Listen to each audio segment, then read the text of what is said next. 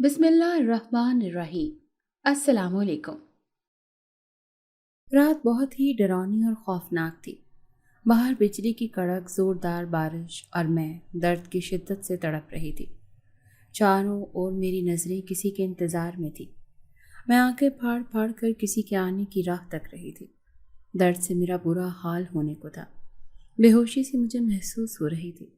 अचानक मेरी नज़र मोहसिन पर पड़ी, जो सामने खड़ा मुझे देखकर मुस्कुरा रहा था। फिक्र न करो नरगिस, अभी कुछ ही देर में नन्हा मेहमान आने को होगा। बस तुम बेफिक्र होकर अपनी आंखें बंद करो और मुझ पर हर बार की तरह भरोसा रखो। मैंने आंखें मूंद ली थी। कुछ ही देर में मुझे न जाने कब, कहाँ, कैसे मोहसिन अस्पताल ले आया और तकरीबन 1 घंटे के दौरान मेरे कानों में बच्चे के रोने की आवाज़ें गूंज उठी और मैं होश संभालने लगी। मेरी नज़र जब अपने बराबर में पड़े उस नन्हे बच्चे पर पड़ी तो मैं कुछ पलों के लिए अपने सारे दुख दर्द भूल गई और बच्चे को गोद में लेने के लिए बेचैन होने लगी थी। उस वक्त मोहसिन ने आगे बढ़कर बच्चे को मेरी गोद में देकर कहा, ये रही तुम्हारे मोहसिन की आखिरी निशानी और तुम्हारे जीने का सहारा। अब मुझे इजाज़त दो, मेरा जाने का वक्त आ गया है। मेरा दिल ज़ोर ज़ोर से धड़कने लगा था। भला मैं इस बच्चे को अकेले तन तनहा कैसे संभाल पाऊंगी? और फिर वो सब कुछ मेरे साथ हुआ। मैं नहीं चाहती इस खौफनाक माजी की एक भी झलक मेरे इस बच्चे के मुस्तकबिल पर पड़े। मैं मोहसिन को उम्मीदों भरी नज़रों से घूर रही थी कि मैं तुम्हें अभी जाने की इजाज़त नहीं दे सकती और फिर तुम अब मेरे शौहर हो। मैंने तुमसे शादी की है और इस बच्चे के बाप तुम ही हो। तुम इस तन्ने बच्चे को किसी के सहारे छोड़कर कैसे जा रहे हो? मोहसिन नज़रें झुकाए कहने लगा, जैसा आपका हुक्म, मुझे मंजूर है, मगर आगे जो कुछ होगा वो सब मैं नहीं जानती। जब वक्त आएगा ये देखा जाएगा। मैं और मोहसिन अपने बच्चे को घर ले आए और मैं सब कुछ भुलाकर अपनी ज़िंदगी एक नई शुरुआत करने लगी, एक नन्हे बच्चे और अपने शौहर के साथ। बच्चे का नाम मोहसिन ने आलियान रखा। सारा घर आलियान की शरारतों से गूंज उठा था और आहिस्ता आहिस्ता वक्त गुजरने लगा था। आलियान अब बड़ा होने लगा था। ये वक्त उसे स्कूल में दाखिल कराने का था। आलियान जब भी स्कूल से घर आता रोज़ एक नई जिद उसके सामने होती। जब बाबा घर आएंगे तो मैं उनसे नए कपड़ों की जिद करूँगा। कभी कहता बाबा आएंगे तो मैं नए खिलौने लाऊंगा। जैसे मेरे सारे दोस्तों के पास नए नए महंगे महंगे खिलौने हैं, तभी कहता कि बाबा से कहूँगा मुझे नए जूते ला कर दें। और मैं हैरत ज़दा सी रह जाती जब वो प्यार से मीठे लहजे में मोहसिन के आते ही नई नई ख्वाहिश करता और पलक झपकते ही मोहसिन उसकी हर ख्वाहिश को पूरा कर देता। मैं सहम जाती जब आलियान कहता कि मेरे बाबा तो एक जादूगर हैं, वो फ़ौरन ही मेरी हर जिद को पूरा कर देते हैं। मैं सवालिया नज़रों से मोहसिन को घूरती तो वो मुस्कुरा देता और कहता कि मैंने पहले ही तुम्हें कहा था, मुझे जाने दो, मगर तुम न मानी। इस बच्चे को रोता देख मैं बर्दाश्त नहीं कर सकता और इसकी जिद पूरी करना मेरी जिम्मेदारी बन गया है। वक्त इसी तरह से गुजर रहा था। मोहसिन ने अब घर आना बहुत ही कम कर दिया था। वो कभी 3-4 दिन में एक चक्कर लगा लिया करता था, तो कभी हफ्ते में एक बार। और आर्यन तो शिद्दत से अपने बाबा के आने का इंतज़ार करने लगता कि कब उसके बाबा आएंगे और उसकी हर जिद को पूरा करेंगे। मगर आलियान की उम्र बढ़ने के साथ साथ मुझे अपने माजी का वो खौफनाक मंजर, वो डर फिर से महसूस होने लगा था। मगर उस वक्त मैं मजबूर थी। मगर मुझे नहीं मालूम था कि मैं जिस सच को आलियान से छुपाना चाह रही थी वो इस तरह उसके मुस्तकबिल पर असरअंदाज होने वाला था। आलियान में उस वक्त 10 साल का था जब आलियान एक रोज़ स्कूल से वापसी पर ढेरों रुपए अपने बैग में छुपा कर घर लाया और डरने लगा और ख़ुद को अपने कमरे में बंद कर लिया। मगर मैंने उसे देख लिया। मैं ज़ोर ज़ोर से दरवाज़ा बजा रही थी, मगर आलियान तो डर के मारे अंदर छुपा बैठा था। वो जान चुका था कि मैंने उसके बैग में ये हज़ारों के नोट देख लिए हैं। मैंने दरवाजे को ज़ोर से धक्का दिया और आलियान को गुस्से से घूरते हुए कहा कि सच बताओ, ये नोट तुम कहाँ से लेकर आए हो? एक पल के लिए मेरे दिल में आया कि कहीं मोहसिन ने तो नहीं। वो डरे सहमे कहने लगा, मामा ये नोट मुझे वो आंटी देती हैं और मुझे खूब प्यार करती हैं और अच्छे अच्छे खाने भी मुझे ला कर खिलाती हैं। मगर कौन है वो औरत? सुनकर मैं धक से रह गई। मैं बहुत ही घबराई हुई थी कि वो औरत भला कौन। मुझे भी इस बार मोहसिन के आने का शिद्दत से इंतज़ार था। मगर जो ही मोहसिन इस बार घर आया, इससे पहले कि मैं उससे कुछ बात करती, बाबा बाबा कहता आलियान दौड़ता हुआ आया और कहने लगा, मुझे एक बहुत ही बड़ा और नया घर चाहिए, जैसे वो आंटी मुझे उस घर में लेकर गई थी। मगर बेटा कौन आंटी? और ये घर की नई? बेटा ये जिद मैं तुम्हारी पूरी नहीं कर सकता। आलियान रोता हुआ अपने कमरे में चला गया। मैं डर कर सवालिया नज़रों से मोहसिन को घूर रही थी और उस औरत से मुतल्लिक सारी बात मैं मोहसिन को बता रही थी। मोहसिन ने कहा कि मैं आलियान की ज़िद टाल नहीं सकता, तुम लोग बस हमेशा के लिए मेरे साथ चलो। वहाँ हम दोनों आलियान को सिर्फ बड़ा घर ही नहीं बल्कि हर वो खुशी देंगे जिसका बाप उसे देना चाहता था। मगर डरती थी कि मोहसिन से जुड़ा सच अगर कभी आलियान के सामने आ गया तो। मैंने कहा, मोहसिन तुम जानते हो ना कि ये तुम क्या कह रहे हो। हम तुम्हारा सच आलियान को कभी नहीं बता सकते कि तुम एक, और मैंने ये शादी अपने बच्चे के लिए एक। बाबा मामा, आलियान ने पीछे से जो ही आवाज़ लगाई मैं चौंक पड़ी थी कि कहीं आलियान ने हमारी बातें न सुन ली हो। वो जान तो नहीं गया कि उसके बाबा एक। आलियान ने आंखों में आंसू ले कहा, मैं जानता हूँ मेरे बाबा एक। मैं दौड़ती हुई भागी और आलियान को झंझोड़ कर कहा, क्या तुम जानते हो कि तुम्हारे बाबा क्या हैं? वो मासूमियत से कहने लगा, मेरे बाबा एक जादूगर हैं। वो जादू से मेरे लिए एक नया और बड़ा घर भी बना देंगे। मैंने जब जाकर सुकून की सांस ली और शुक्र किया कि आलियान ने कुछ नहीं सुना।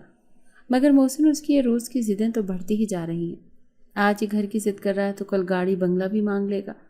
अपने बाबा को उसने मजाक समझ कर रखा है क्या? मैं आलियान को डांट रही थी और बेहद घबराई हुई थी। कौन औरत है जो ये सब लालच देकर मेरे बच्चे को वरगला रही थी? आखिर वो क्या चाहती है और उसका ये हज़ारों के नोट दिखाकर मेरे बच्चे को कहीं किसी मुसीबत में ना फंसा दे। मोहसिन तो आलियान को तसल्लियाँ देकर चला गया था, मगर मैं अब भी तशवीश में थी कि वो औरत आखिर है कौन। एक रोज़ आलियान स्कूल से घर नहीं लौटा था। मेरा दिल बहुत ही परेशान होने लगा था कि अल्लाह खैर करे। मेरा बच्चा अब तक घर नहीं आया और इससे पहले तो कभी उसने देर नहीं की। फिर आज कहीं वो औरत, कहीं मेरा बच्चा किसी परेशानी में तो नहीं। मैं फ़ौरन ही स्कूल दौड़ पड़ी और सब जगह तलाश किया, मगर आलियान का कुछ पता नहीं था। मैंने वहाँ मौजूद उस चौकीदार से आलियान के बारे में मालूम किया तो उसने बताया कि फ़लाँ फ़लाँ औरत अपना यह हवाला देकर उस बच्चे को अपने साथ ले गई है। उस औरत का हवाला सुनकर मेरे तो पैरों तले से ज़मीन ही निकल गई थी। मेरा माजी मेरे बच्चे से जुड़ने जा रहा था, जैसा मैं हरगिज़ नहीं चाहती थी। मैं उस वक्त मोहसिन के बारे में सोच रही थी, मगर वो तो अपनी मर्ज़ी से ही लौट कर आता। मेरे लाख चाहने पर वो नहीं आता। मैंने मोहसिन को अपनी मर्ज़ी से यहाँ रोक तो लिया था, मगर अपना मकसद पूरा होने के बाद वो अपनी मर्ज़ी से हमारे साथ जुड़ा हुआ था, ना कि पहले जैसे।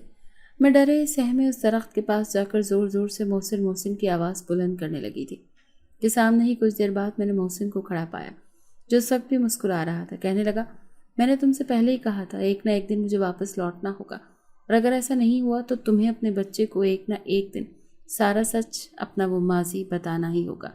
मगर तुमने मेरी नहीं सुनी। जाओ, वक्त आ गया है, सब कुछ अपनी आंखों से देख लो।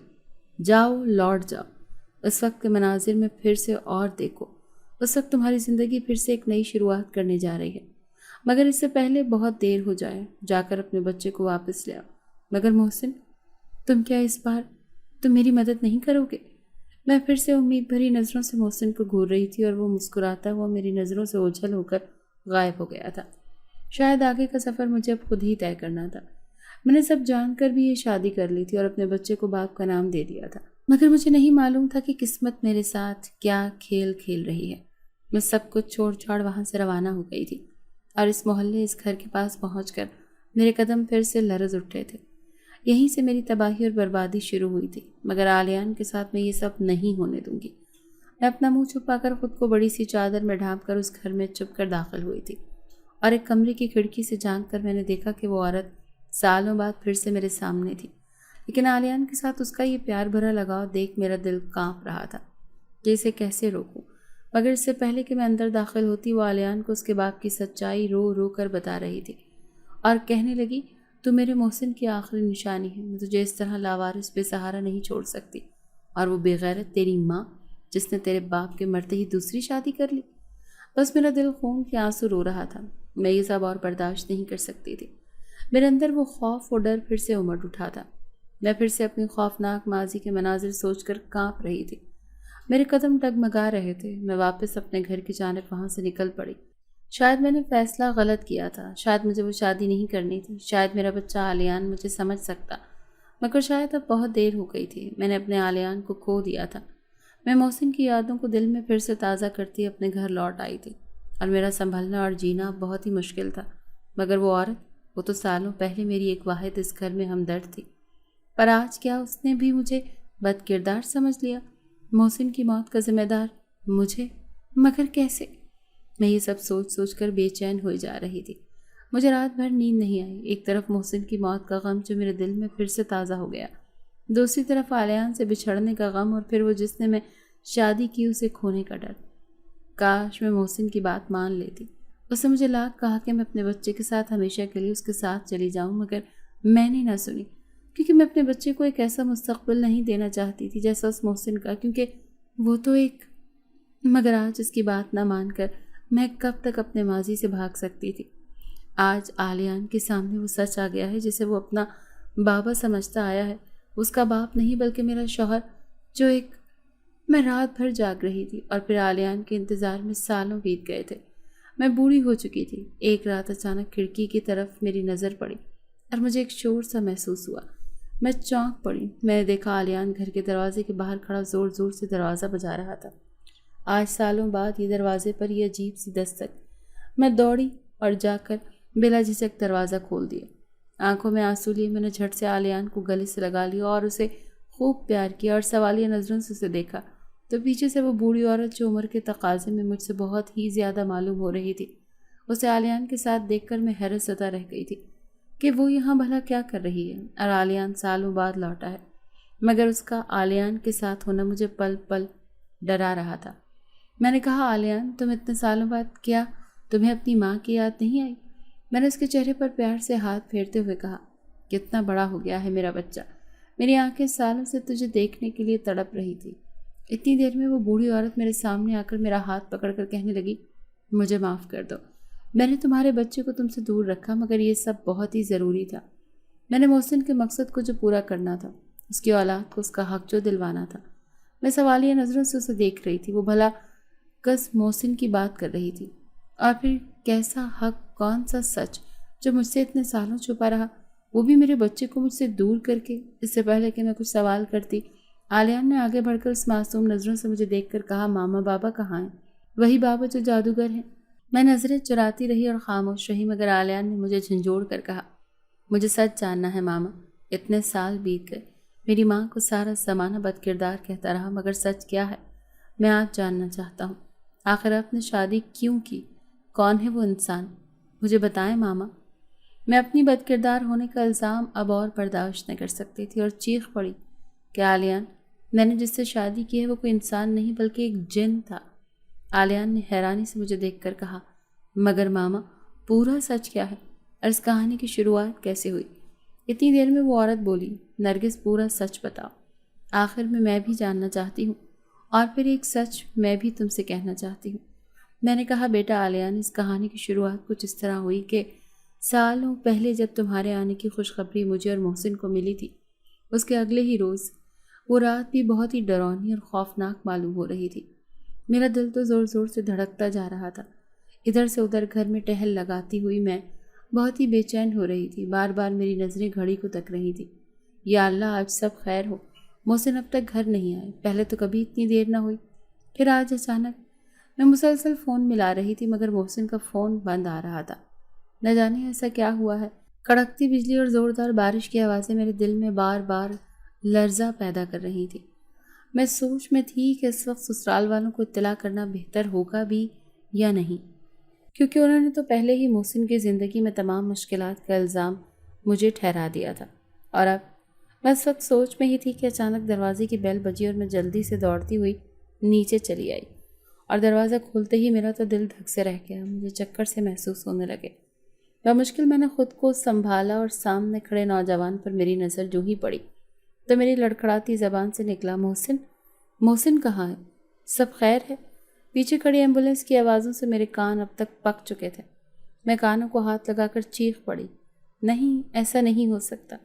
محسن کی لاش اندر لائی جا رہی تھی کہ وہ نوجوان کے منہ سے نکلا، ان کا روڈ پر ایک ٹرک سے ایکسیڈنٹ ہو گیا تھا، اور میں نے دیکھا تو فوراً ہی انہیں اسپتال لے گیا، مگر اسپتال سے پتہ چلا کہ یہ تو اسی وقت دماغ پر چوٹ لگنے کی وجہ سے ختم ہو گئے تھے، اور میں انہیں یہاں لے آیا۔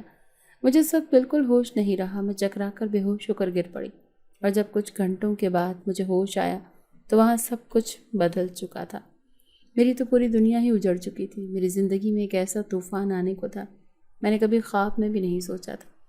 میں اس وقت بت بنی خشک آنکھوں سے ایک ہی سمت کی جانب دیکھ رہی تھی۔ محسن کی آوازیں اس کے ساتھ بتائے ہوئے وہ ایک ایک لمحات میری نظروں میں اب گھوم رہے تھے۔ محسن، محسن کہاں ہے؟ وہ مجھے بتاتے کیوں نہیں ہیں آپ لوگ؟ چپ کیوں کھڑے ہیں؟ میں ایک ایک کو جھنجھوڑ کر ان سے محسن کے بارے میں پوچھ رہی تھی، اور اس وقت میں اپنے سسرال میں موجود تھی۔ سبھی گھر والے آنکھوں میں آنسو لیے چپ خاموش مجھے گھور رہے تھے کہ اسی وقت مجھے زندہ نگل جائیں گے، مگر محسن کہتے نہ تو میری زبان رک رہی تھی اور نہ ہی اس کی جدائی کا غم میں اب تک سہن کر پا رہی تھی۔ میں دیوانے سی، پاگلوں جیسی حرکتیں کر رہی تھی۔ شاید میں اس وقت بہت ہی گہرے صدمے میں تھی۔ محسن، وہ آنے والے ہیں، ان کا آفس سے آنے کا وقت ہو گیا ہے، وہ بس آتے ہی ہوں گے، دیکھنا آپ سب، وہ بس کچھ ہی دیر میں آ جائیں گے۔ اور پتہ ہے آپ لوگوں کو، وہ آج بہت ہی ساری شاپنگ کر کے ڈھیر سارا سامان میرے آنے والے ننھے سے مہمان کے لیے لائیں گے۔ محسن؟ کون سا محسن؟ کھا گئی ہمارے بیٹے کو، اور اب یہ سب ناٹک کر رہی ہے؟ کمبخت، تجھے تو اس گھر میں آتے ہی ہمیں اپنے بیٹے کی زندگی سے نکال دینا چاہیے تھا، مگر تو ہاتھ دھو کر پیچھے جو پڑ گئی تھی۔ ہمارے بیٹے کو پہلے اسے گھر سے دور، ہم سب سے دور لے گئی، اور آج اسے زندہ ہی نہ چھوڑا۔ منحوس، چل اٹھ کھڑی ہو اور نکل جا اس گھر سے۔ اس گھر میں اب تیری کوئی جگہ نہیں۔ میری ساس مجھے بال نوچ کر کھڑا کر کے گھر سے باہر نکالنے کو کہہ رہی تھی۔ مگر امی، میں کہاں جاؤں گی؟ اور یہ بچہ، میرے محسن کی نشانی؟ میں آنکھوں میں آنسو لیے انہیں مایوسی سے دیکھ رہی تھی۔ ارے کون سا بچہ؟ وہ بھی اختیار چلا کر بولی، تو ہمارے بیٹے کو بیوقوف بنا سکتی ہے مگر ہمیں نہیں۔ نہ جانے کس کے بچے کو محسن کا بچہ کہہ رہی ہے۔ جان نکل جا یہاں سے، اور پھر کبھی لوٹ کر نہ آئیو۔ میری ساس نے میرا سامان مجھے گھر سے باہر نکال کھڑا کر کے میرے منہ پر دروازہ بند کر دیا، اور میں روتی بلکتی شاید اب ہوش میں آ چکی تھی۔ مجھے آہستہ آہستہ سب سمجھ آ رہا تھا میرے ساتھ کیا ہوا ہے۔ محسن اب مجھ سے بہت دور جا چکے تھے، مگر افسوس ان ظالموں نے مجھے محسن کو آخری بار دیکھنے تک نہ دیا، اور میرے بے ہوش ہونے کا فائدہ اٹھا کر اس کے جنازے کی تدفین بھی کر دی گئی۔ اور سب سے حیرت زدہ بات کہ ان لوگوں نے مجھے تو دور کی بات، محسن کے بچے کو بھی اپنانے سے انکار کر دیا اور مجھ پر بہتان تراشی کر دی۔ میں اس حالت میں اپنا سامان اٹھائے چل پڑی۔ سارے محلے کے لوگوں نے مجھے عجیب نظروں سے گھورنا شروع کر دیا تھا۔ طرح طرح کے طنز مجھ پر کیے گئے۔ کیسی بے غیرت عورت ہے، توبہ توبہ، عدت پوری ہونے کا تو انتظار کر لیتی، شوہر کے مرتے ہی سسرال میں ایک دن بھی گزارنا اسے گوارا نہیں ہوا۔ میں کیا بتاتی کہ میرے اوپر کیا ظلم ڈھائے ہیں میرے سسرال والوں نے۔ پہلے ہی مجھے سارے محلے میں بدنام کر رکھا تھا، اور اب یہ ایک اور الزام۔ میں ایک دور سنسان راستے کی طرف چل پڑی تھی، اور میرے دل میں صرف محسن کی یادیں ہی یادیں بسی ہوئی تھی۔ دھوپ کی شدت میں اضافہ ہو رہا تھا، اور مجھ میں اب اور چلنے کی سکت نہ رہی تھی۔ پیاس کی شدت سے میرا منہ خشک ہونے لگا۔ میں سامنے ایک گھنے درخت کے نیچے جا بیٹھی، کچھ دیر ٹھنڈی چھاؤں میں بیٹھ کر 2 پل آرام کر لوں۔ میں اس وقت محسن کے خیالوں میں گم تھی کہ حیرت سے مجھے جھٹکا لگا جب سامنے ایک شخص نے ہاتھ بڑھا کر پانی کا گلاس میرے آگے کیا۔ یہ لیجئے ٹھنڈا پانی۔ میں آواز سن کر چونک پڑی۔ یہ تو محسن، پر بھلا یہ کیسے؟ میں مسکراتی ہوئی پانی کا گلاس تھامتے ہوئے بولی، محسن تم یہاں؟ وہ یکدم بولا، معاف کیجیے گا، میں محسن نہیں، میں تو ایک راہ چلتا انسان ہوں۔ آپ کو اس حالت میں دیکھا تو بس میں فوراً ہی سٹ پٹائی کہ یہ تو میرا بس وہم تھا، یہ میرا محسن نہیں۔ میں اسے گھورتے ہوئے پہچاننے کی کوشش کر رہی تھی۔ وہ کہنے لگا، پانی تو پی لیں۔ میں نے جلدی جلدی پانی پیا، اور دھیان جو ہی اس شخص سے ہٹا، وہ تو پلک جھپکتے ہی میری آنکھوں سے اوجھل ہو گیا تھا۔ بھلا کون تھا وہ شخص؟ کہاں گیا؟ میں اس کڑی دھوپ میں پیاس سے بے چین ہوئے جا رہی تھی، اور وہ مجھے پانی پلا کر کہاں چلا گیا؟ میں اسی سوچ میں گم تھی اور چلنے کے لیے اٹھ کھڑی ہوئی، مگر اس وقت نہ جانے اپنی منزل کا پتہ تھا، اور نہ ہی اس نئے سفر کے آغاز کی کوئی خبر کہ اب میری زندگی مجھے کہاں لے جائے گی۔ میں اب ایک بیوہ تھی اور بے سہارا تھی۔ راستے میں چلتے چلتے مجھے پھر سے ایک ایسا شخص ملا جو میرا ہمدرد بن کر میرے سامنے آیا۔ اچانک ایک گاڑی میرے آگے آ کر رک گئی۔ میں اس شخص کو ڈھونڈنے لگی تھی جو گاڑی سے اتر کر میرے سامنے آ کھڑا ہوا اور کہنے لگا، پہچانا مجھے؟ میں نے نام میں سر ہلایا تو کہنے لگا، بھابھی آپ یہاں؟ میں حیرانی سے اسے دیکھتی ہی جا رہی تھی۔ اس نے کہا، وہ شایان محسن کا دوست ہے جو اس وقت ملک سے باہر تھا۔ ملک واپس آتے ہی اس نے جو ہی محسن کے مرنے کی خبر سنی، وہ فوراً ہی دوڑا چلا آیا اور اس وقت تو محسن کے گھر ہی جا رہا تھا، مگر راستے میں اس نے جب مجھے اس حالت میں دیکھا تو وہ چونک گیا کہ میں اس وقت یہاں کیسے؟ مجھے تو اس وقت گھر میں عدت میں ہونا چاہیے تھا۔ میں شایان کو پہچان تو نہ سکی تھی، مگر یہ سب سنتے ہی میں زور زور سے رو پڑی کہ محسن کے مرتے ہی اس کے گھر والوں نے مجھے گھر سے باہر نکال دیا اور بے سہارا چھوڑ دیا۔ میں کہاں جاؤں گی؟ میرا یہاں اس دنیا میں کوئی نہیں ہے، صرف محسن ہی تھے جو میرا سب کچھ تھے۔ پلک جھپکتے ہی مجھے سامنے کھڑے اس شخص شایان میں ایک عکس محسن کا دکھائی دیا۔ میں نے خود کو ہوش میں لانے کی کوشش ہی نہیں کی، یہ پھر سے میرا وہم ہے۔ اور شایان میرے آگے چٹکی بجا کر کہا، بھابھی آپ ٹھیک تو ہے نا؟ چلیں آپ میرے ساتھ، اس وقت آپ کی یہ حالت مجھے بالکل مناسب نہیں لگ رہی۔ میں نہ جانے کیسے اس شایان کے ساتھ گاڑی میں بیٹھ گئی اور اس کے ہمراہ چل پڑی۔ راستے بھر شایان مجھے سامنے لگے شیشے سے چھپ چھپ کر بار بار دیکھ رہا تھا۔ میں دوپٹے کا پلو منہ پر اوڑھے بیٹھی تھی۔ مجھے احساس ہو رہا تھا کہ اس وقت بھلے میں سارے محلے کے سامنے در در پھر رہی تھی، مگر اب بھی عدت کے دوران ہی میں محسن کی بیوہ ہوں، اور شاید یہی سوچ کر میں شایان کے ساتھ چل پڑی۔ مگر مجھے کیا خبر تھی کہ راستہ میرے لیے مناسب ثابت ہوگا بھی یا نہیں۔ وہ سارے راستے مجھ سے محسن کی باتیں کر رہا تھا اور میری آنکھوں سے مسلسل آنسو جاری ہونے لگے تھے۔ محسن مجھ سے اچانک اتنی دور چلے جائیں گے میں نے تو کبھی سوچا بھی نہیں تھا۔ بس نہ جانے قدرت نے میرے نصیب میں آگے کیا لکھا تھا۔ کچھ دیر بعد گاڑی ایک بڑے سے بنگلے کے آگے آ کر رک گئی اور شایان گاڑی سے اتر کر فوراً میرا سامان نکال کر کہنے لگا، اندر آئیں بھابھی۔ میں ڈرے سہمے منہ ڈھانپتے اس کے ساتھ اندر چلی آئی اور اس نے مجھے اندر آتے ہی کہا، بھابھی آپ آرام کریں، اس وقت آپ کی حالت ٹھیک نہیں ہے، میں کچھ دیر بعد آپ سے ملتا ہوں، اور بے فکر رہیں، یہاں کوئی نہیں ہے سوائے ملازموں کے، اور یہ میرا ہی اپنا گھر ہے جہاں میں اکیلا تنہا رہتا ہوں۔ میں شایان کے کہنے کے مطابق ایک کمرے میں آرام کے لیے جا لیٹی تھی۔ ملازم میرا سامان اندر لے آیا اور مجھے فوراً ہی نیند سی محسوس ہونے لگی۔ سوچا اس حالت میں کافی تھکن کے باعث مجھے نیند معلوم ہو رہی ہے، میں کچھ دیر آرام کر لوں گی تو بہتر محسوس کروں گی۔ سوچتے ہی میں سو گئی تھی۔ چاروں طرف اندھیرا ہی اندھیرا تھا، بجلی سی کڑکتی آواز اور بارش کی تیزی، میرا دل تو پھٹا جا رہا تھا۔ اس وقت شدید بے چینی سی تھی۔ میں محسن کا انتظار کر رہی تھی اور ادھر محسن کی گاڑی ایک بڑے سے ٹرک سے جا ٹکرائی تھی اور شیشے کے ٹوٹنے کی آوازیں، گاڑی میں ہوا دھماکہ۔ میں چیخ پڑی، محسن! میری آنکھ کھل چکی تھی، میں شدید پسینے سے چور ہو رہی تھی۔ یہ کیسا خواب تھا؟ خواب تھا یا پھر کوئی اور حقیقت؟ یہ تو وہی رات تھی جس رات میں گھر میں محسن کے لوٹنے کا انتظار کر رہی تھی اور محسن کے مرنے کی خبر مجھ تک آ پہنچی، مگر یہ خواب بن کر کیسے میری آنکھوں میں سما گئی؟ اور پھر وہ گاڑی، وہ ٹرک، وہ دھماکہ، وہ ایکسیڈنٹ، میں تو اس وقت وہاں موجود نہ تھی۔ پھر میں نے خواب میں بھلا وہ سب کیسے دیکھا؟ میں ادھر ادھر پانی تلاش کر رہی تھی کہ اچانک محسن پھر سے سامنے سے آ پہنچا اور کہنے لگا، بھابھی یہ رہا پانی، سب خیر تو ہے نا؟ آپ اتنی ڈری ہوئی معلوم ہو رہی ہیں۔ میں آنکھیں پھاڑ پھاڑ کر اسے دیکھ رہی تھی۔ وہ محسن نہیں، وہ تو شایان۔ نہیں، بس کچھ نہیں، میری آنکھ لگ گئی تھی اور محسن کے ساتھ ہوا حادثہ میری نظروں میں۔ ارے بھابھی آپ پریشان نہ ہو، وقت کے ساتھ ساتھ سارے زخم بھر جائیں گے۔ میں جانتا ہوں آپ اب بھی محسن کی موت کے صدمے سے باہر نہیں آئیں، اور ظاہر ہے ابھی کچھ دن پہلے ہی تو محسن اس دنیا سے۔ بہرحال بھابھی آپ آرام کریں، رات بہت ہو گئی ہے، کسی بھی چیز کی ضرورت ہو تو ملازمہ سے کہہ دیجیے گا، میں چلتا ہوں۔ شایان یہ کہہ کر چلا گیا اور میں گھڑی کو دیکھ رہی تھی۔ اس وقت رات کے 3 بجے تھے۔ میں بہت ہی گھبرائی ہوئی اپنے خواب اور محسن کے ساتھ ہونے والے حادثے کے بارے میں سوچ رہی تھی، اور رات کب گزری کچھ پتہ نہیں چلا۔ سویرے ہی دروازے پر زور زور سے دستک ہوئی اور کچھ دیر تک میرے کانوں میں وہی آواز گونجتی رہی۔ بھلا کون ہو سکتا تھا اس وقت سویرے سویرے ہی؟ اور پھر وہ شایان یا باقی گھر کے ملازم کہاں تھے جو اب تک دروازہ بجتا ہی جا رہا تھا؟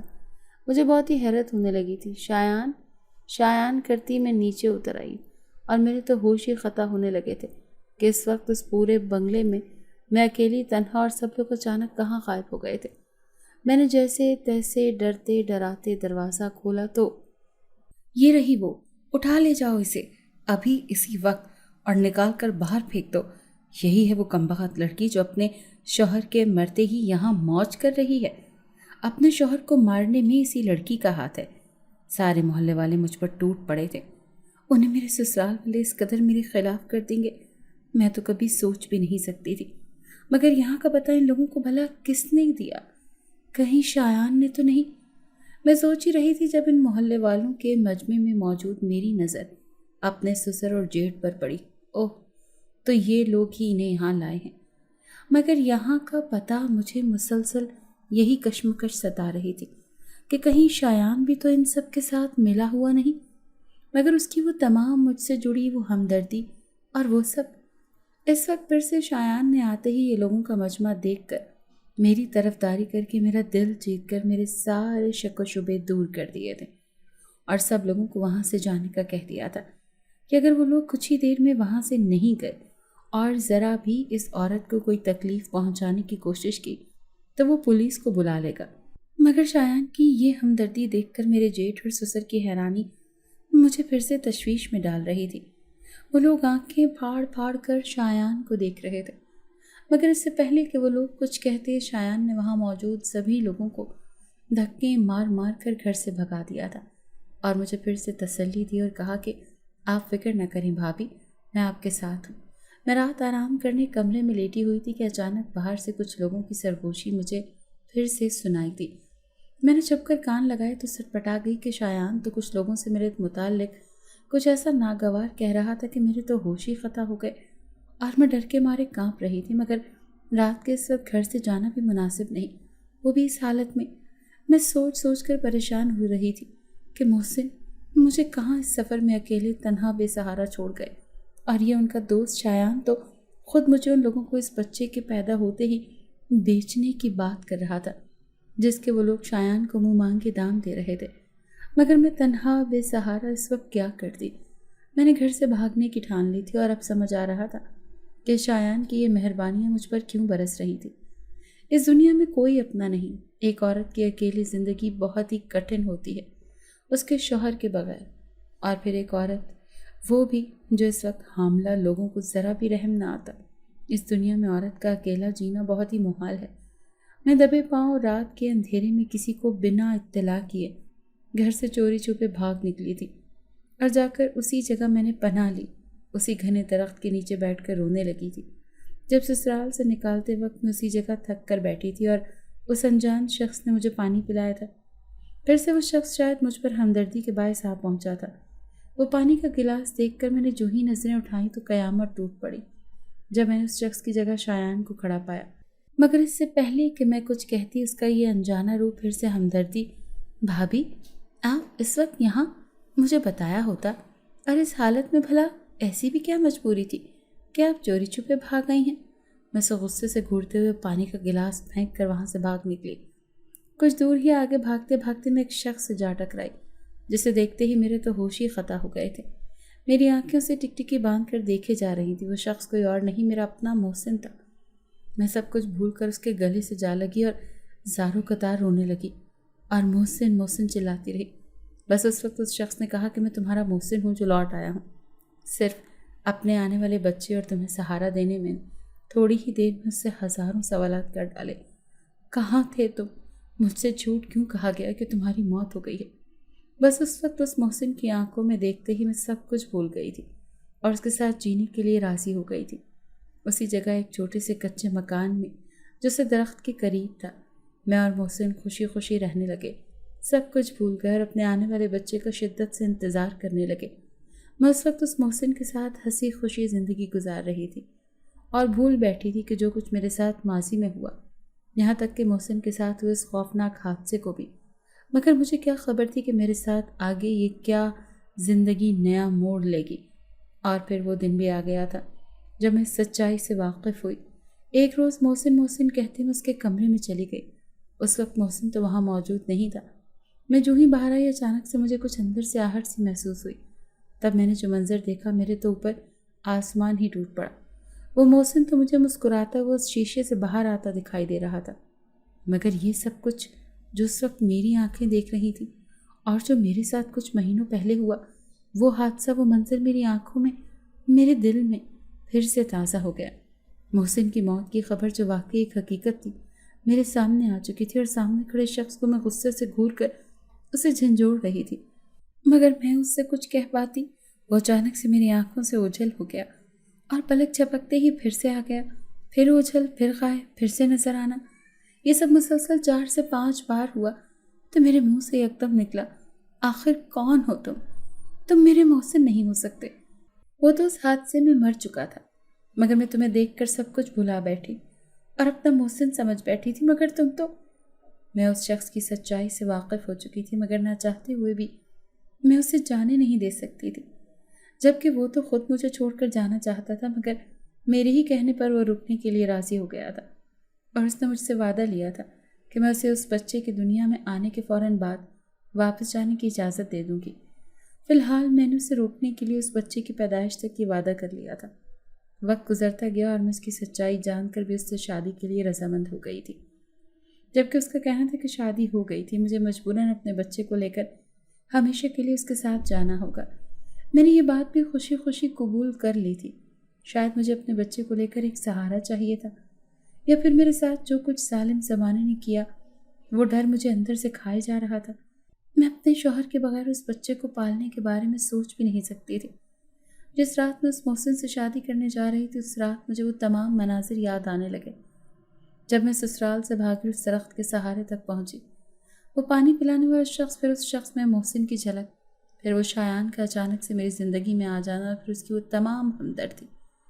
مگر وہ شایان تو ویسا بالکل نہیں تھا، کیونکہ وہ ہمدرد شایان اور کوئی نہیں بلکہ یہی تھا۔ پھر وہ نیا چہرہ، محسن کی شکل ہو بہو، جسے دیکھ کر میں سب کچھ بھلا بیٹھی تھی اور اپنے بچے کو لے کر اس شخص کے ساتھ زندگی گزارنے کو راضی ہو گئی۔ نہ چاہتے ہوئے بھی اس کے ساتھ شادی کرنے جا رہی تھی، مگر یہ محسن کی شکل ہو بہو، یہ سوال اب بھی میرے ذہن میں تھا۔ جو مجھے جاننا تھا وہ راز اب بھی مجھ سے چھپا تھا، مگر جو ہی مجھے نکاح کے لیے بلایا گیا، میں دلہن بنی، اس شخص کے سامنے آئی۔ اس نے انتہائی نرمی سے کہا، سوچ لو ایک بار پھر سے۔ میں نے کہا، ایک سوال ہے، تم کہو تو پوچھ سکتی ہوں۔ وہ نظریں جھکا کر ہاں میں سر ہلانے لگا۔ میں نے کہا، تمہاری شکل ہو بہو میرے محسن جیسی؟ بھلا کیسے؟ اس دن تم نے جو جھوٹ مجھ سے کہا کہ تمہاری موت نہیں ہوئی۔ وہ بے اختیار مسکراتے ہوئے کہنے لگا، یاد ہے جس روز تم اور محسن جیسا نیک انسان اسپتال سے گھر لوٹ رہا تھا، اس کی موت سے ٹھیک 2 دن پہلے راستے میں تمہاری گاڑی ایک درخت کے سائے میں رک گئی تھی۔ میں چونک پڑی، میری تو روح ہی لرز اٹھی تھی، اور مجھے یاد آ گیا اس روز جب مجھے اور محسن کو اس بچے کی خوشخبری ملی تھی۔ اس رات ہماری گاڑی ایک گھنے درخت کے سائے تلے رک سی گئی تھی، اور محسن نے جو کچھ مجھ سے اس درخت کے بارے میں کہا تھا، میں تو اس کی باتوں کو مذاق میں ڈال کر زور زور سے ہنس پڑی تھی۔ مگر مجھے کیا خبر تھی کہ اس رات مجھ سے محسن نے جو کچھ کہا وہ سچ تھا، اور اسی وجہ سے یہ محسن کی شکل میں میرا ہمدرد بن کر میرے سامنے آ کھڑا ہوا۔ مگر میرے لاکھ چاہنے پر بھی اس نے مجھ سے شادی نہیں کی تھی، اور صرف اس بچے کی پیدائش تک یہاں رکنے کا وعدہ لیا اور غائب ہو گیا۔ میں اور وہ عالیان تمہاری پیدائش کا انتظار کر رہے، اور پھر سے وہ رات آئی جو بالکل ویسی ہی معلوم ہو رہی تھی جیسی تمہارے بابا کی موت کے وقت تھی۔ میں درد سے تڑپ رہی تھی، اور پھر وہی شخص مجھے اسپتال لے آیا اور تمہاری پیدائش ہوئی۔ وہ جب بھی مجھے چھوڑ کر جانا چاہ رہا تھا، اس کا مقصد پورا ہوا۔ اب اسے واپس لوٹنا ہوگا، مگر میری ضد نے پھر سے اسے روک لیا تھا۔ شاید میں اس کی مدد اور ہمدردی کے بغیر اب جینے کا تصور بھی نہیں کر سکتی تھی۔ میں عالیان کو ساری کہانی سنا رہی تھی۔ وہ مجھے جھنجھوڑ کر کہنے لگا، مگر ماما، آخر کون تھا وہ آپ کا ہمدرد؟ کون ہے؟ میں جاننا چاہتا ہوں۔ میں چیخ پڑی اور اسے پیار سے کہنے لگی، تمہارے بابا، کوئی جادوگر نہیں، وہ شخص محسن کے چہرے میں ایک جن تھا جس نے بچپن میں تمہیں نام دیا، تمہیں باپ بن کر پالا، اور تمہاری ہر بے جا خواہش کو پورا کیا۔ اور صرف اتنا ہی نہیں، بلکہ جب تم نے اس سے ایک بڑے اور عالی شان گھر کی ضد کی تو وہ مجھے اور تمہیں اپنے ساتھ اپنے جنات کے گھرانے میں ہمیشہ کے لیے لے جانا چاہتے تھے۔ مگر میں ایسا ہرگز نہیں چاہتی تھی۔ میں یہ نہیں چاہتی تھی کہ میری اولاد ایک جنات میں شمار ہو۔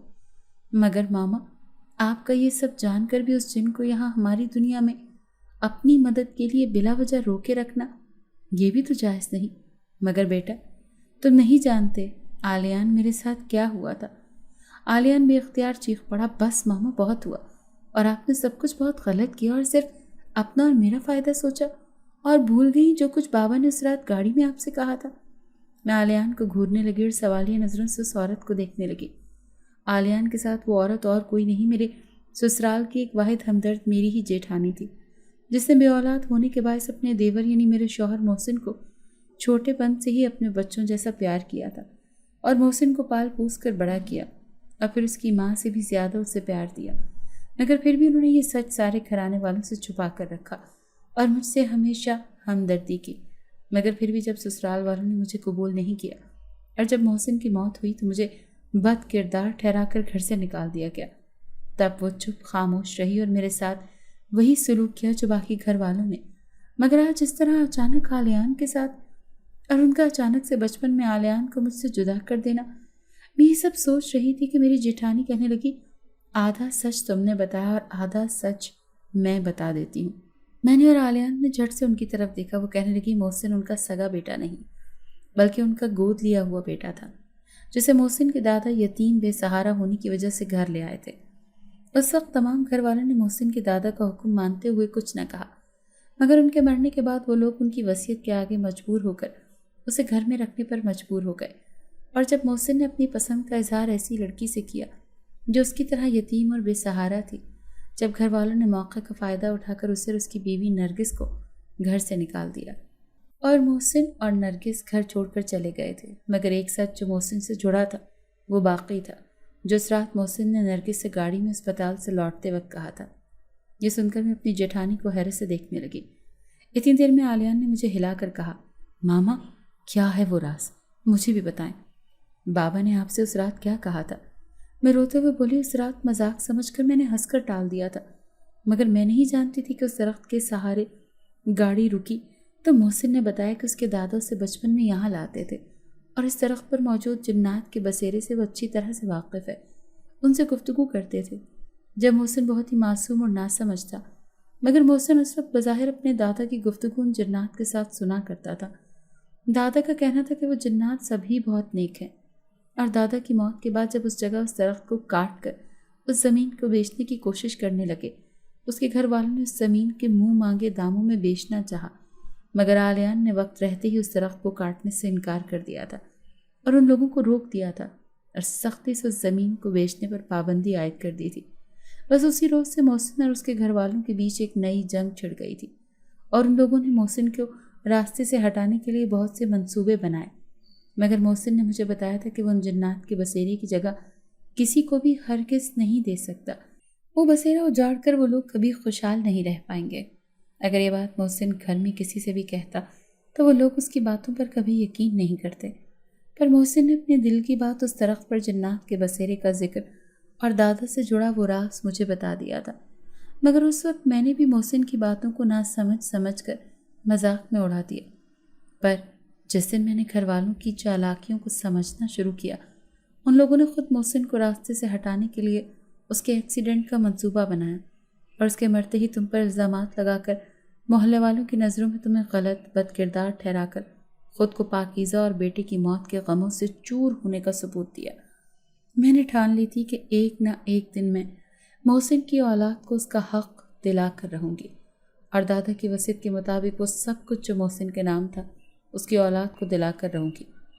تب میں نے اس وقت خاموشی کا اظہار کیا اور تم پر گھر سے نکالے جانے کے بعد پوری نظر رکھی۔ جس وقت تم اس درخت تک پہنچی، جس وقت تم ایک بیوہ اور بے سہارا تھیں، تب محسن کی شکل کمائل شخص میں دیکھ کر حیرت زدہ ہوئی اور دنگ رہ گئی تھی، اور جب محسن اس درخت اور محسن کی وہ باتیں یاد آئیں، میں چپ خاموش رہی اور صحیح وقت آنے کا انتظار کرتی رہی۔ مگر آلیان کو آہستہ آہستہ جب میں نے اس شخص کے قریب دیکھا تو میرے دل میں ایک ڈر سا پیدا ہوا۔